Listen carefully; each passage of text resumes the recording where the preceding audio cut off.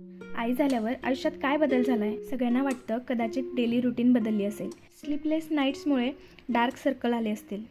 पण खरं सांगायचं तर हा सगळ्यात मोठा बदल बाहेर कुठे झाला नाही आहे, तो माझ्या मनात झाला आहे. एका वेळी माझ्या आयुष्यात फक्त माझे ड्रीम्स, माझे गोल्स आणि जगातल्या बाकी गोष्टींना महत्त्व होतं.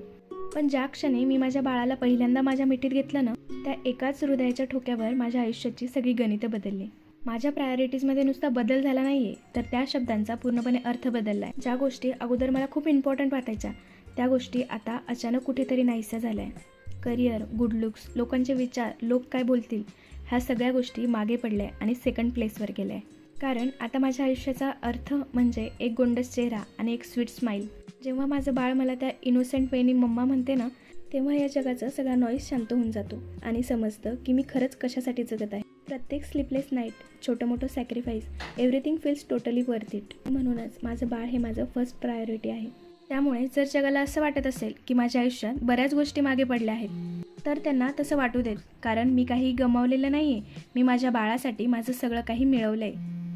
तुम्ही मला सांगा की तुमची फर्स्ट प्रायोरिटी काय आहे? चला भेटू उद्या. बाय.